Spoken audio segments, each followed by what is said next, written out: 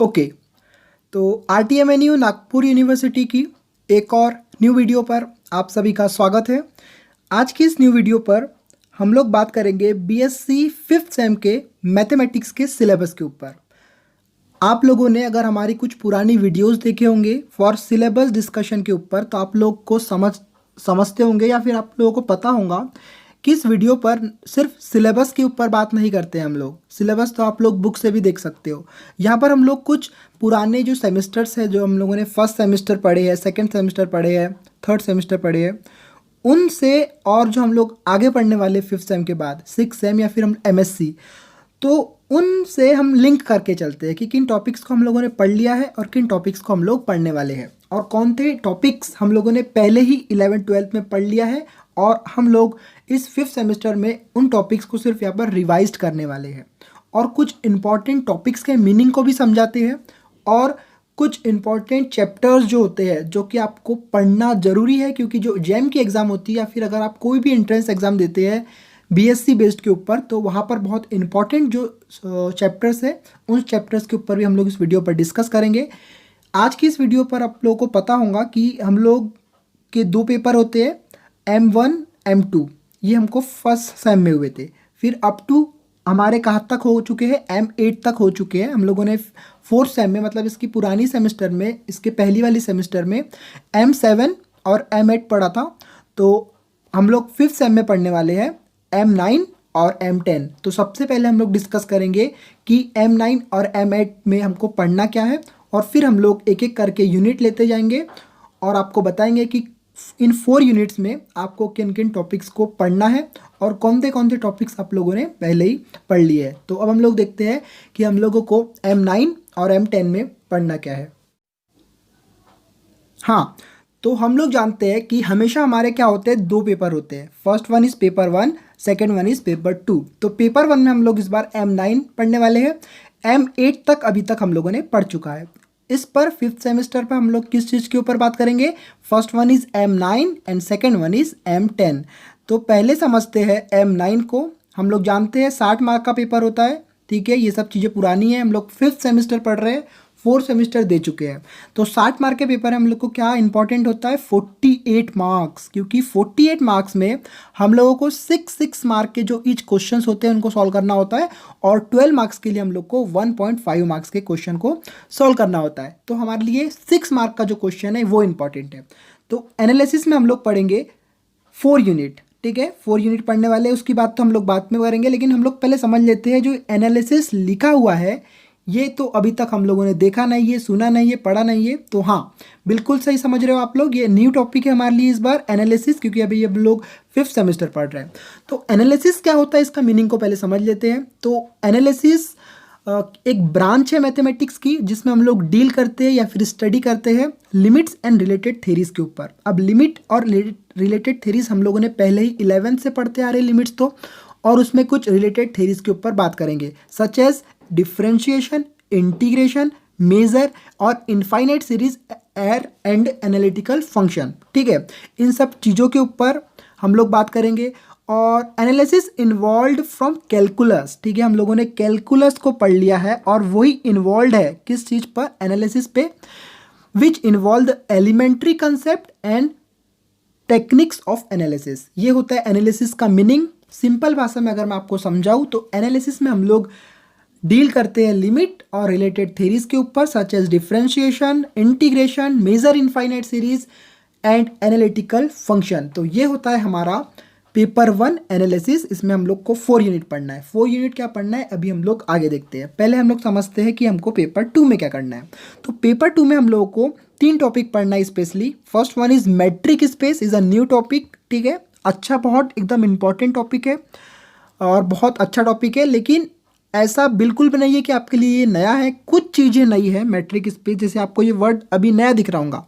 और हाँ, अब इसके पहले आप लोगों ने मैट्रिक्स पढ़े हो, it's not matrix, it is a matric, ठीक है। मैट्रिक स्पेस पढ़ेंगे हम लोग, और फिर पढ़ेंगे हम लोग complex integration and algebra. Complex integration में कुछ इंटीग्रेशन के कंसेप्ट यूज़ करेंगे, और फिर हम लोग अलजेब्रा पढ़ेंगे। तो ये हो गया हमारा पेपर 1 एनालिसिस की मीनिंग।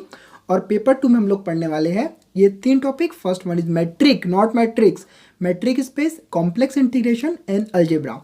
तो पहले हम लोग बात करते हैं कि हम लोग दोनों पेपर पर कौन से 4 यूनिट के ऊपर बात करेंगे, और फिर हम लोग एक एक यूनिट को लेकर उसमें किन टॉपिक्स के ऊपर हम लोग बात करेंगे उसके ऊपर बात करते हैं। तो आपको यहाँ तक समझ में आ गई चीज़ें। तो चलो अब हम लोग चलते हैं पेपर 1 M9 एनालिसिस के 4 यूनिट्स के ऊपर। ओके, तो ये है हमारा M9, it's called is paper 1। ठीक है, हम लोग को इसमें 4 यूनिट पढ़ना है, फर्स्ट, सेकेंड, थर्ड, फोर्थ। ठीक है, पहला unit is a Fourier series. Yes, Fourier series हम लोगों ने अभी तक नहीं पढ़ा है, लेकिन हम लोगों ने फूरियर ट्रांसफॉर्म पढ़ा है। कहाँ पर पढ़ा है? BSc थर्ड सेमेस्टर के 6 और 7 यूनिट पर। ठीक है, यहाँ पर हम लोगों ने Fourier transform, application of Fourier transform सब कुछ पढ़ा था। तो हाँ, ये वही वाला फूरियर है जिसका नाम था, हम साइंटिस्ट को हम जानते हैं, is a German scientist, German नहीं, ये एक साइंटिस्ट है जिसका नाम है जीन बैप्टिस्ट जोपेश। ठीक है, फूरियर, जो कि 1768 से 1830 तक ये जिया।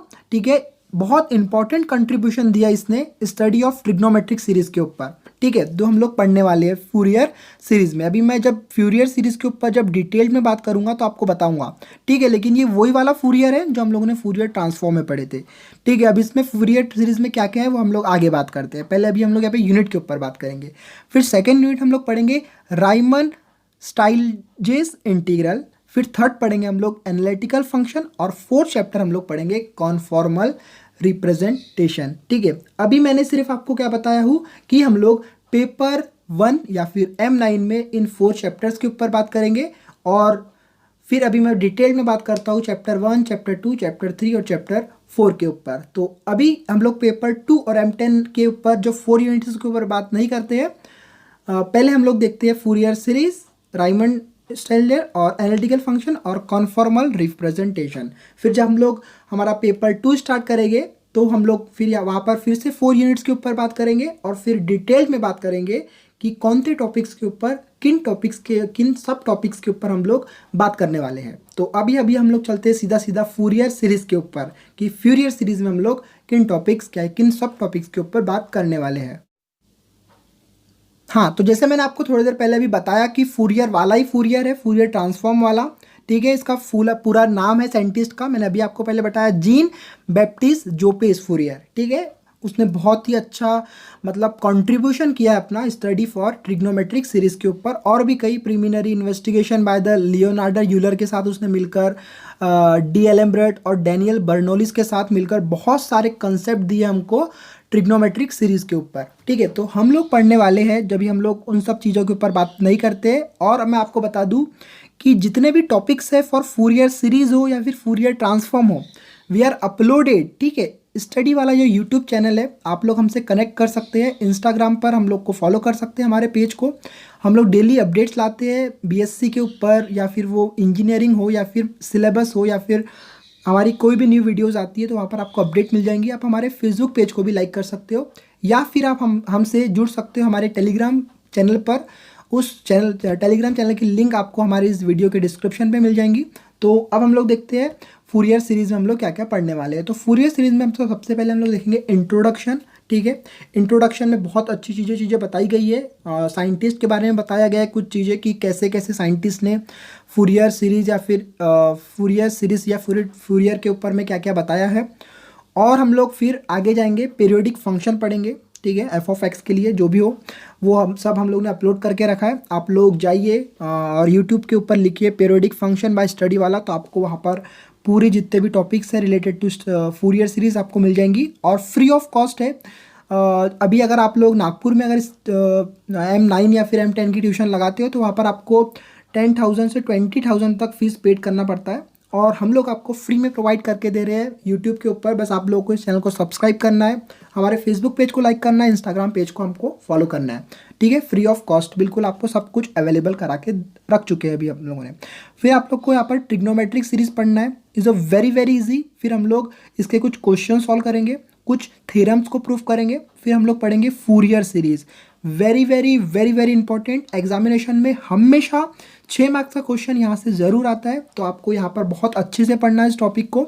फिर पढ़ना है आपको Fourier series of even and odd function. ठीक है, एक इवन फंक्शन के लिए जो कंडीशन बनती है उसको पढ़ेंगे हम फूरियर सीरीज में, फिर ऑड के लिए पढ़ेंगे हम लोग। ठीक है, फिर हम लोग पढ़ेंगे कन्वर्जेंस ऑफ फूरियर सीरीज। ठीक है, जो भी टॉपिक्स हम पढ़ेंगे उसके बाद हम लोग उसके क्वेश्चंस डिस्कस करेंगे, जो कि हम लोगों ने स्टडी वाला यूट्यूब चैनल पर मतलब टॉपिक के बाद क्वेश्चंस की जो सीरीज होती है हमारी हैशटैग क्वेश्चन, वहाँ पर हम लोगों ने पूरे क्वेश्चंस भी अपलोड कर दिए, तो आप लोग जाइए फ्री ऑफ कॉस्ट में देखिए।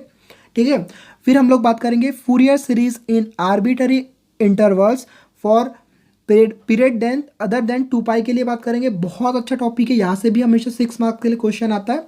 और जो हमारा फूरियर सीरीज का लास्ट टॉपिक है, this is a half range series, very very interesting and very very easy topic. ठीक है, बस आप लोग को यहाँ पर इंटीग्रेशन डेरिवेटिव का जो कंसेप्ट है, जो इजी फॉर्मूले है और जो कुछ थेरीज है उसको आपको अच्छे से कलेक्ट करके याद रखना है।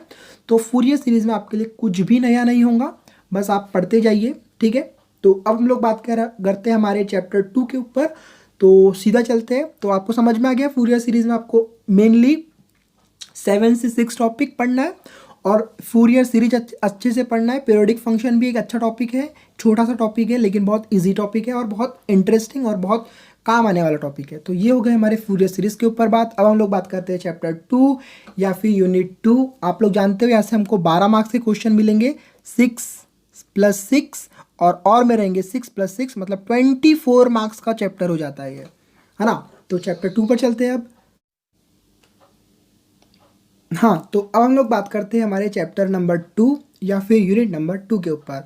तो इसका नाम है राइमन स्लाइजेस इंटीग्रल। ठीक है, तो पहले इसके नाम की मीनिंग को समझ लेते हैं कि कैसे दो साइंटिस्ट के बीच के रिलेशन को हम लोग पढ़ने वाले हैं।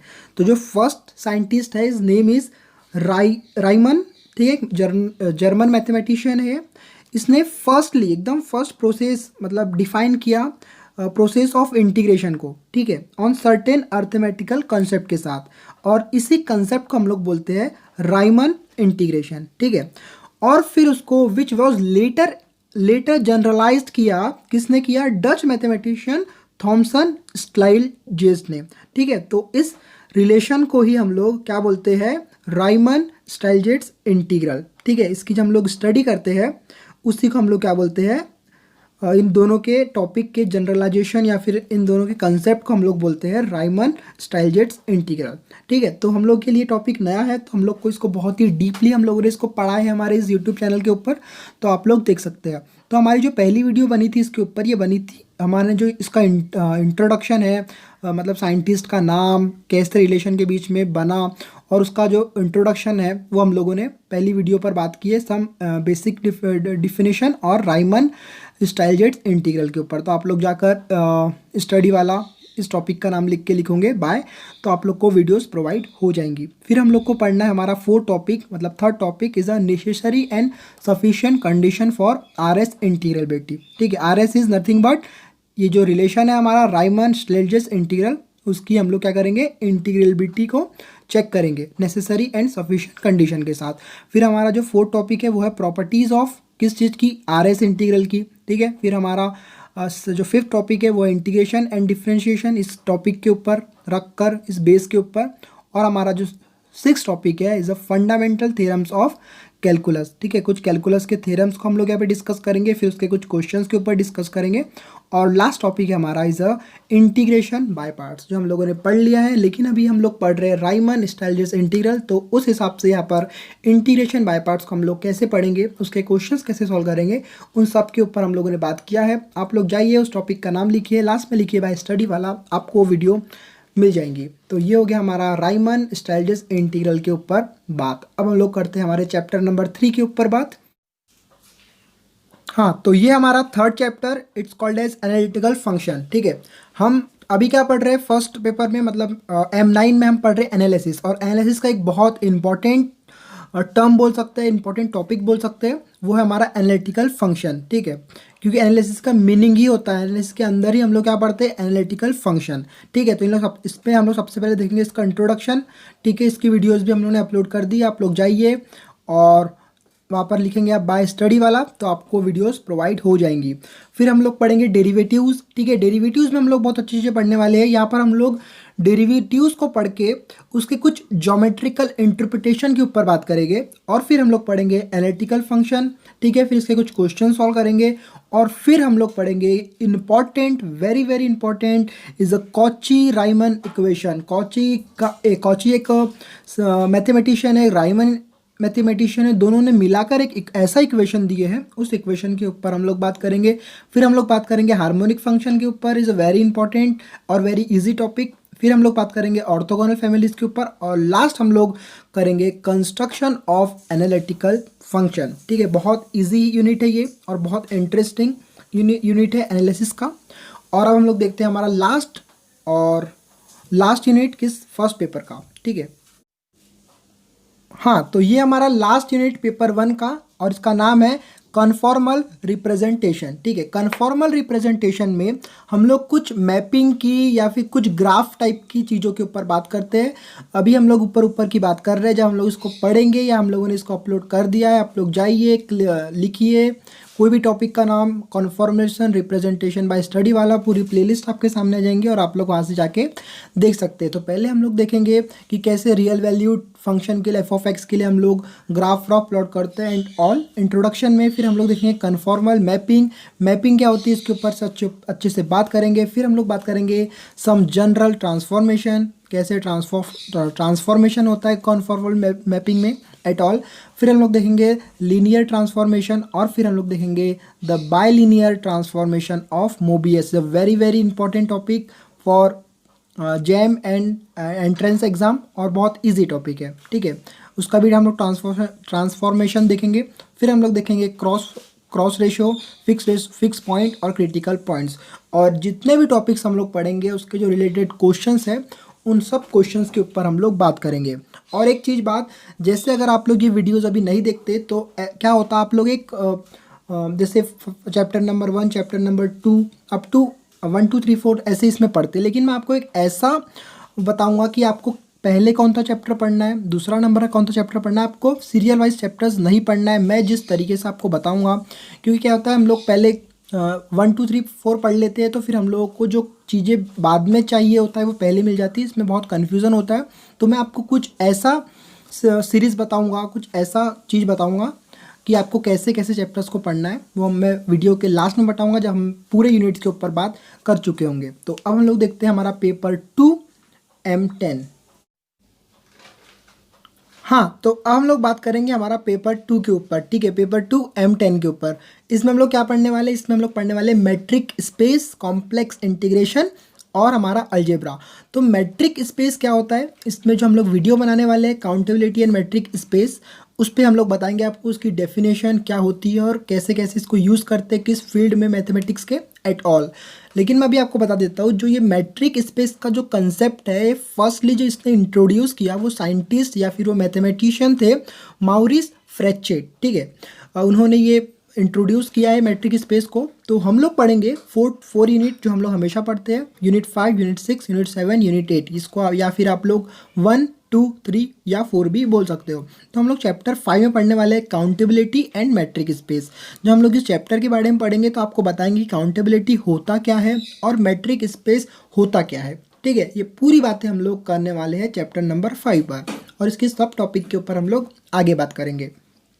फिर है हमारा चैप्टर नंबर 6, जिसमें हम लोग बात करेंगे कंप्लीटनेस, कॉम्पैक्टनेस एंड कनेक्टनेस के ऊपर। बहुत अच्छा, इजी और इम्पॉर्टेंट टॉपिक है ये, या इम्पॉर्टेंट चैप्टर या फिर इम्पॉर्टेंट यूनिट है ये। उसके बाद हम लोग बात करेंगे रिंग थ्योरी के ऊपर। ये थोड़ा सा अच्छा और थोड़ा सा टफ टाइप का चैप्टर है, लेकिन बहुत इजी और कॉन्सेप्चुअल चैप्टर है, बहुत मज़ा आती है इसको पढ़ने के लिए। और जो हमारा लास्ट है वो है कॉम्प्लेक्स इंटीग्रेशन। तो अब हम लोग इसकी डिटेल के ऊपर बात करते हैं। तो ये हम लोग ये 4 यूनिट्स को पढ़ने वाले पेपर 2 पर, या फिर इसको हम लोग M10 बोल सकते हैं, जिसको हम लोग मैट्रिक स्पेस के नाम से भी जानते हैं। ठीक है, तो हम लोग जाते हैं सीधा चैप्टर नंबर 5 में डिटेल में बात करने के लिए काउंटेबिलिटी एंड मैट्रिक स्पेस के ऊपर। हाँ, तो पेपर नंबर 2 या फिर M10 में हम लोग बात करेंगे पहले चैप्टर के ऊपर, it's called as countability and metric space. ठीक है। इंट्रोडक्शन में देखेंगे हम लोग कि क्या होता है काउंटेबिलिटी एंड मेट्रिक स्पेस, किसने दिया ये कंसेप्ट, क्या होता है एक्चुअली में, इन सब के ऊपर। फिर हम लोग पढ़ेंगे प्रीलिमिनरीज के ऊपर। इसमें हम लोग जितने भी टाइप्स के कुछ डेफिनेशंस है उसके ऊपर बात करेंगे, जैसे वो कार्टेशियन प्रोडक्ट हो सकती है, रिलेशन हो सकती है, some types of relation, equivalent class, partition, functions. ठीक है। और फंक्शंस के जितने टाइप्स है वो मतलब inverse function, equal function, identity function, constant function, इस सब की जितनी भी डेफिनेशन है, रियल वैल्यूड मैप क्या होता है, ग्राफ ऑफ अ फंक्शन क्या होता है, प्रोडक्ट ऑफ अ फंक्शन क्या होता है, restriction and extension of a function क्या होता है, इन सब के ऊपर। फिर हम लोग पढ़ेंगे accountability of sets, is a very very easy. इस पर हम लोग कुछ थ्योरम्स के ऊपर बात करेंगे, कुछ डेफिनेशन के ऊपर बात करेंगे, और फिर हम लोग स्टार्ट करेंगे हमारा मेट्रिक स्पेस। ठीक है, जो बहुत बहुत अच्छा टॉपिक है, बहुत मज़ेदार टॉपिक है। ठीक है। और मेट्रिक स्पेस के बाद इसमें बहुत सारी चीज़ें पढ़ेंगे, कुछ क्वेश्चंस पढ़ेंगे, कुछ डेफिनेशन देखेंगे हम लोग इसमें। ठीक है। फिर इसके सॉल्व एग्जांपल को सॉल्व करेंगे, और फिर हम लोग पढ़ेंगे हमारा neighbourhood and closed sets and open sets, और यहाँ पर हो जाएगा हमारा टॉपिक एंड। और इसके भी जितने भी रिलेटेड क्वेश्चंस है, इसकी डेफिनेशन है, इसके जितने भी सॉल्व एग्जांपल्स हैं, इन सब के ऊपर हम लोग बात करेंगे। तो ये हो गया हमारा चैप्टर नंबर 5। अब हम लोग जाते हैं सीधा चैप्टर नंबर 6 के ऊपर। हाँ, तो ये हमारा यूनिट नंबर 6, जिसमें हम लोग पढ़ने वाले हैं कंप्लीटनेस, कॉम्पैक्टनेस एंड कनेक्टनेस। तो अगर मैं आपको कुछ याद दिलाऊं कि थर्ड सेमेस्टर में हम लोगों ने एक टॉपिक पढ़ा था, it's called as convergence of sequence. तो कन्वर्जेंस ऑफ सीक्वेंस अगर आप लोगों को अच्छे से आता है, कॉची सीक्वेंस एट ऑल, तो ये चैप्टर बहुत इजी जाएगा आपको, क्योंकि उससे लिंक करते हुए हम लोग मैट्रिक स्पेस को पढ़ेंगे, कुछ डेफिनेशन देखेंगे हम लोग इंट्रोडक्शन में, फिर कन्वर्जेंट सीक्वेंस क्या होता है इन मैट्रिक स्पेस के ऊपर, उन सब चीज़ों के ऊपर बात करेंगे। फिर सम इम्पॉर्टेंट प्रॉपर्टीज़ में हम लोग कुछ थ्योरम्स के ऊपर बात करेंगे, और फिर हम लोग बात करेंगे कंप्लीट मैट्रिक्स। बहुत सारे टॉपिक्स है इसमें, उसमें हम लोग प्रॉपर्टीज़ में बात करेंगे। ठीक है। और उस थ्योरम्स के ऊपर बात करेंगे, एक अच्छे अच्छे छोटे छोटे कुछ थ्योरम्स है रिलेटेड टू कन्वर्जेंट सीक्वेंस, फिर उसका कन्वर्स वगैरह वगैरह सब चीज़ हम लोग देखेंगे, some important properties of convergent sequence in a metric space के ऊपर। फिर हम लोग देखेंगे complex metric space, compact sets और connected sets. Is very very easy chapter and interesting chapter. अगर आप लोगों को अच्छे से समझता है रियल वैल्यूड फंक्शंस वगैरह वगैरह, तो ये चैप्टर बहुत ईजी हो जाता है आपके लिए। लेकिन कन्वर्जेंट जो सीक्वेंस है, वो उसके जो कंसेप्ट है छोटे मोटे, वो आपको पता होना ये चैप्टर को पढ़ने के लिए। ठीक है। तो ये है इसके जितने भी टॉपिक्स हैं सब हम लोगों ने अपलोड कर दिए स्टडी वाला यूट्यूब चैनल के ऊपर फ्री ऑफ कॉस्ट में, तो आप लोग जाके चेक करिए। और अगर वीडियोस हमारी पसंद आती है आपको, तो चैनल को सब्सक्राइब करिए, हमारे फेसबुक पेज को लाइक करिए, और हमारे इंस्टाग्राम पेज को भी आप लोग फॉलो कर सकते हैं। तो अब हम लोग चलते हैं हमारे बाकी के बचे हुए 2 यूनिट के ऊपर, यूनिट नंबर 7। हाँ, तो ये हमारा unit number 7, it's called as a ring theory. ठीक है। अगर आप लोग को याद होगा तो हम लोगों ने सेमेस्टर फर्स्ट और सेमेस्टर थर्ड में हम लोगों ने ग्रुप थ्योरी पढ़ा था। ठीक है। ये इंपॉर्टेंट पार्ट है किस चीज़ का, मॉडर्न अलजेब्रा का। और अभी हम लोग क्या बात कर रहे हैं, पेपर 2 में हम लोग क्या पढ़ने वाले हैं, हम लोग मैट्रिक स्पेस, कॉम्प्लेक्स इंटीग्रेशन और अलजेब्रा। तो अलजेब्रा जो है मॉडर्न अलजेब्रा का, ये बहुत इंपॉर्टेंट पार्ट है। ठीक है। जिसको हम लोग क्या बोलते हैं, रिंग थ्योरी। तो हम लोगों ने यूनिट नंबर मतलब सेमेस्टर फर्स्ट में और सेमेस्टर थर्ड में पढ़ा था, क्या पढ़ा था, ग्रुप थ्योरी। और ग्रुप थ्योरी का ही मॉडर्न अलजेब्रा का ये अनदर पार्ट है। ठीक है। It's called as ring theory. तो रिंग थ्योरी में हम लोग इंट्रोडक्शन देखेंगे। ठीक है। इंट्रोडक्शन में जितने भी पार्ट्स आते हैं वो सब चीज़ों के ऊपर some special classes of rings देखेंगे, और सब रिलेटेड ही है ये ग्रुप थ्योरी के, लेकिन सेम टॉपिक नहीं है। ठीक है। डिफरेंट है। ठीक है। डिफरेंट है, ग्रुप थ्योरी से ये टॉपिक डिफरेंट है। ओके। हाँ, तो फिर हम लोग इसमें इंट्रोडक्शन देखेंगे पूरा। ठीक है। पीछे वाले टॉपिक से कुछ रिवाइज करेंगे, फिर हम लोग देखेंगे some special classes of rings, और फिर हम पढ़ेंगे इसमें होमोमॉर्फिज्म। होमोमॉर्फिज्म हम लोगों ने कहाँ पर पढ़ा था, सेमेस्टर थर्ड में पढ़ा था, किस चीज़ के साथ, ग्रुप थ्योरी के साथ पढ़ा था। यस, बिल्कुल सही। और फिर हम लोग पढ़ेंगे ideals, is a very very easy and important topic. और हम लोग पढ़ेंगे क्वोशंट रिंग्स। ठीक है। इसके कुछ रिलेटेड क्वेश्चंस है, कुछ रिलेटेड थ्योरम्स है, उन सब चीज़ों के ऊपर हम लोग बात करेंगे, किस चीज़ पर, रिंग थ्योरी के ऊपर। और जितने भी मैक्सिमम सॉल्व एग्जाम्पल्स है सबको हम लोग सॉल्व करने की कोशिश करेंगे। तो अब हम लोग देखते हैं हमारा last unit, it's called as unit number 8। हाँ, तो ये हमारा last top last chapter unit number 4 या फिर यूनिट नंबर 8 पेपर 2 का M10 का, ठीक है। It's called as complex integration, ठीक है। कॉम्प्लेक्स इंटीग्रेशन थोड़ा सा मतलब मोस्ट डिफ़िकल्ट टाइप का चैप्टर है, लेकिन अगर आप लोग इसको पढ़ते हो अच्छे से डिसिप्लिन के साथ तो उतना भी नहीं है, लेकिन थोड़ा सा डिफ़िकल्ट टाइप का चैप्टर है ये, ठीक है। तो इसमें आप लोग को पढ़ना है इंट्रोडक्शन में हम देखेंगे क्या होता है, कुछ डेफिनेशन देखेंगे क्या होता है, वेरिएबल्स वगैरह वगैरह सब चीज़ के ऊपर बात करेंगे। फिर हम लोग सम डेफिनेशन, ठीक है। उसके बाद कॉम्प्लेक्स लाइन इंटीग्रल देखेंगे, ये बहुत अच्छा है, कुछ तो भी कंटिन्यूस टाइप का कुछ तो भी है इसमें पॉइंट वगैरह, वो सब चीज़ों के ऊपर हम लोगों ने बात कर ली है। आप लोग इसकी वीडियो देख सकते हैं कॉम्प्लेक्स लाइन इंटीग्रल की। फिर हम लोग पढ़ेंगे कॉची इंटीग्रल थ्योरम, ठीक है। इसके बीच में भी हम लोग some change of variable, properties of integrals के ऊपर बात करेंगे। फिर हम लोग पढ़ेंगे कॉची इंटीग्रल, फिर कॉची इंटीग्रल की फॉर्मूला पढ़ेंगे, ठीक है। फिर इसके कुछ रिलेटेड क्वेश्चन सॉल्व करेंगे, जितने भी सॉल्व एग्जाम्पल्स हैं उस टाइप को, ठीक है। आपको याद होगा चेंज ऑफ वेरिएबल करके हम लोगों ने एक टॉपिक पढ़ा था सेकेंड सेमेस्टर में, उस टॉपिक को भी हम लोग यहाँ पे फिर से रिवाइज करेंगे, ठीक है। फिर हम लोग पढ़ेंगे जीरोस ऑफ एनालिटिकल फंक्शन, फिर पढ़ेंगे हम लोग टाइप्स ऑफ सिंगुलरिटीज़, फिर पढ़ेंगे हम रिड्यूस एट अ पोल, वेरी मतलब थोड़ा सा अच्छा टॉपिक है ये। फिर हम लोग पढ़ेंगे कॉचीज रेडियो थ्योरम्स, और लास्ट है हमारा एवोल्यूशन ऑफ इंटीग्रल्स, ठीक है। तो ये सब हो गई हमारे बाद चैप्टर्स की, हम लोगों ने 8 चैप्टर्स के ऊपर आपको बताया क्या क्या पढ़ने वाले हम लोग। अब हम लोग हमारे मेन चीज़ के ऊपर बात करते हैं कि जो हमारा ऑर्डर होगा पढ़ने का वो क्या होगा, ठीक है। तो ऑर्डर आप लोग को 1 2 3 4 5 6 7 8 को नहीं अपनाते हुए आप लोग को क्या करना है, सबसे पहले आप लोग को यूनिट नंबर 1 पढ़ना है। इसको आप लोग अच्छे से लिख लो, ठीक है। आपको सबसे पहले क्या करना है, यूनिट नंबर, ठीक है, आपको सबसे पहले क्या करना है, यूनिट नंबर 1 को पढ़ना है, okay. First one is unit number 1। फिर आप लोगों को पढ़ना है जो ये हम लोगों ने पढ़े अभी रिंग थ्योरी, मतलब यूनिट नंबर 5 6 7 पढ़ना है उसके बाद आपको सीधा। और फिर आपको पढ़ना है यूनिट नंबर 3, ठीक है, पार्ट 1 में आना है फिर से। फिर आपको पढ़ना है unit number 4, it's called as conformal representation.